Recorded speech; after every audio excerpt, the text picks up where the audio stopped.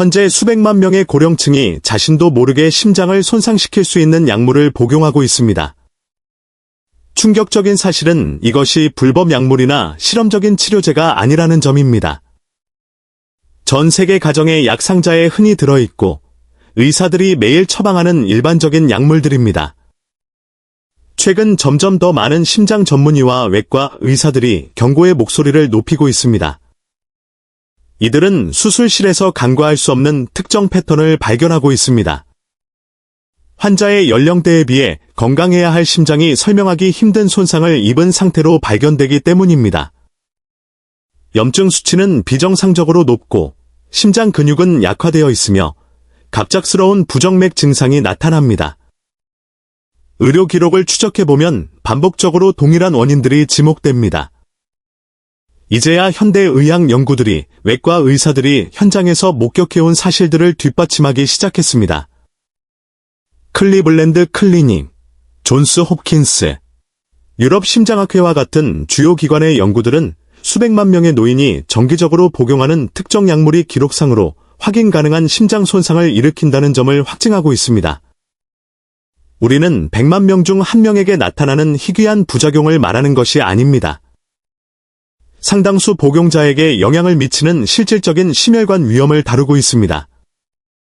어떤 약물은 심장마비 위험을 40% 이상 높이고 다른 약물은 치명적인 부정맥 발생 가능성을 2배 혹은 3배까지 증가시킵니다. 가장 우려되는 점은 많은 환자가 이러한 위험을 전혀 인지하지 못하고 있다는 사실입니다. 특히 이 목록에는 다른 모든 약물보다 위험한 심장외과 의사들이 침묵의 심장살인자라 부르는 특정 약물이 존재합니다. 이 약물에 대한 연구 결과는 매우 충격적이어서 일부 전문가들은 고령층을 위해 블랙박스 경고문을 부착해야 한다고 주장합니다. 50만 명 이상의 환자를 대상으로 한 대규모 연구에서 이 약물은 치명적인 심장질환 결과와 연관이 있는 것으로 밝혀졌습니다. 다행히 훨씬 더 안전한 대안이 존재합니다. 그 1위 약물을 공개하기 전에 여러분의 심장을 위협할 수 있는 전체 목록을 먼저 살펴보겠습니다. 시작하기 전 댓글로 여러분의 연령대와 시청 지역을 알려주세요. 모든 댓글을 소중히 읽고 답변해드립니다. 그럼 본격적으로 시작하겠습니다. 7위는 양성자 펌프 억제제, PPI입니다. 여러분에게는 프릴로색, 넥시움, 프레바시드라는 브랜드명으로 더 익숙할 것입니다. PPI는 전 세계에서 가장 많이 처방되는 약물 중 하나로 위산 분비를 줄여 위식도 역류, 속쓰림, 궤양 치료에 도움을 줍니다. 단기 사용 시에는 매우 효과적이지만 문제는 수백만 명의 고령층이 이 약을 수년 또는 수십 년간 복용하고 있다는 점입니다. 그로 인한 심장 관련 부작용은 이제 무시할 수 없는 수준에 도달했습니다. 학술지 프로스원에 발표된 300만 명 대상의 연구에 따르면 PPI 사용자는 비사용자에 비해 심장마비 위험이 16%에서 21%까지 증가하는 것으로 나타났습니다. 수치상으로는 미미해 보일 수 있으나 이를 복용자 수를 고려하면 수십만 건이 심장마비가 PPI 사용과 연관될 수 있음을 의미합니다. 손상 기전은 매우 놀랍습니다. PPI는 혈관 내벽세포의 산화질소 생성을 감소시키는 것으로 보입니다. 산화질소는 혈관을 이완시키고 유연하게 유지하며 혈전 형성을 막는 심혈관 건강의 핵심 요소입니다. 이 수치가 떨어지면 동맥이 딱딱해지고 혈압이 상승하며 위험한 혈전 위험이 급증합니다. 스탠퍼드 대학교의 연구에서도 PPI가 관상동맥 질환 환자의 심혈관 사망 위험을 2배로 높인다는 사실이 확인되었습니다. 연구진은 특히 심장질환이 있는 고령 환자의 장기 처방을 재검토할 것을 권고했습니다. 긍정적인 점은 생활습관 변화로 위산 역류를 관리할 수 있다는 것입니다. 체중 감량, 소식, 취침 3시간 전 금식은 큰 도움이 됩니다. 침대 머리 쪽을 6인치 정도 높여 중력을 활용하는 것도 방법입니다. 약물이 필요한 경우 파모티딘 같은 H2 차단제가 심장에는 훨씬 안전한 대안이 될 수 있습니다. 6위는 특정 항생제입니다. 많은 분이 의외라고 생각하실 지점입니다. 항생제는 인류의 위대한 발견이지만 특정 계열은 고령층의 심각한 심장질환과 결합되어 있습니다. 가장 위험한 것은 10% 플록사신, 레보플록사신 등 플로오로퀴놀론 계열입니다. 미국 심장학회지 연구에 따르면 이 약물의 사용은 대동맥류 및 박리 위험을 66% 증가시킵니다. 이는 체내 주요 동맥이 부풀어 오르거나 찢어지는 치명적인 상태를 유발하며 약 복용 후 약 60일간 위험이 지속됩니다. 또한 심장의 정기적 활동에 변화를 주어 QT 연장이나 치명적인 부정맥을 유발할 수 있습니다. FDA는 단순 감염에는 아목시실린 등 더 안전한 항생제를 우선 사용할 것을 권고하고 있습니다. 5위는 비스테로이드성 항염증제, NSAIDs입니다. 아도빌, 모트린, 알레브 등 우리 주변에 흔한 진통제들입니다. 젊은 층에게는 가끔 사용 시 위험이 적지만 관절염 등으로 매일 복용하는 고령층에게는 치명적일 수 있습니다. 랜시트에 발표된 35만 명 대상의 분석에 따르면 고용량 NSAID 사용은 주요 심혈관 사건 위험을 약 3분의 1 증가시킵니다. 구체적으로 이부프로펜은 44%, 세레콕시브는 37%까지 위험도를 높였습니다.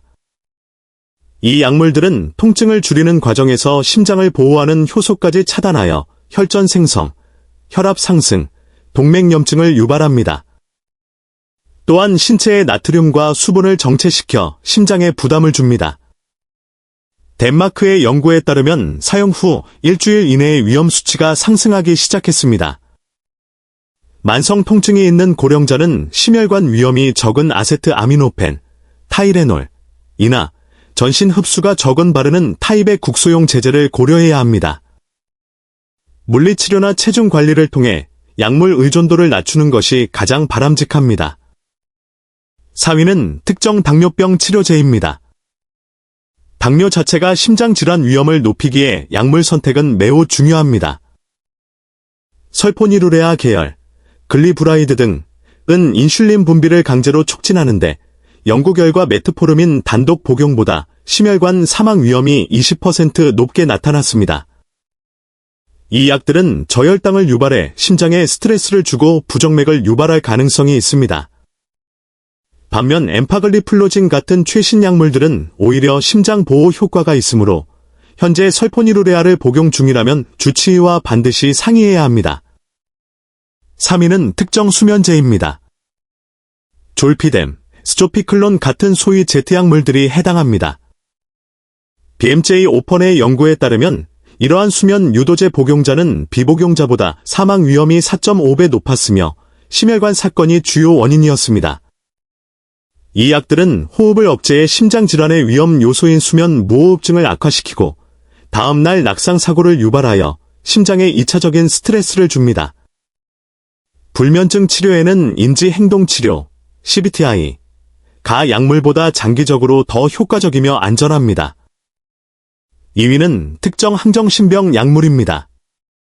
치매와 관련된 행동 문제로 노인들에게 처방되는 경우가 늘고 있으나 뉴잉글랜드 의학저널 연구에 따르면 복용자의 사망 위험이 2배에 달하며 대부분 급성 심장사가 원인이었습니다. 이 약물들은 심장 리듬을 변화시키고 체중 증가 및 혈당 상승 등 대사적 문제를 일으킵니다. 또한 기립성 저혈압을 유발해 실신이나 심장 사건으로 이어질 수 있습니다. FDA는 치매 환자 사용에 대해 블랙박스 경고를 발령했지만 여전히 요양시설 등에서 흔히 사용되고 있습니다. 환경 개선이나 원인, 질환 치료를 통한 비약물적 접근이 우선되어야 합니다. 마침내 1위는 처방용 마약성 진통제, 오포이드입니다. 전문가들은 옥시코돈, 하이드로코돈, 트라마돌 같은 약물이 고령층 심장에 가장 큰 위협이 된다고 지적합니다. 57만 명 이상의 고령자를 조사한 결과 장기 복용 시 심혈관 사망 위험이 65%나 급증했습니다. 오포이드는 호흡을 약화시켜 혈중 산소 농도를 낮추고 심장에 막대한 스트레스를 줍니다. 또한 자율신경계를 교란해 심박 변이도를 낮추며 이는 돌연사의 지표가 됩니다. 특히 벤조디아제핀계 수면제와 병용할 경우 호흡 억제 효과가 증폭되어 극도로 위험합니다. 전문가들이 경고하는 이유는 약을 무조건 버리라는 것이 아니라 주치의와 정보를 바탕으로 한 상담을 시작하라는 것입니다. 처방 당시에는 적절해 보였던 약물도 최신 연구를 통해 위험성이 새롭게 밝혀지는 경우가 많습니다. 여러분은 자신의 건강과 심장을 위해 이러한 연구 결과를 알 권리가 있습니다.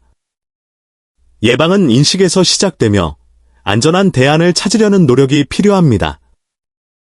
궁금한 점이 있습니다. 이 영상을 보신 후 현재 복용 중인 약물에 대해 의사와 상담할 계획이 있으신가요?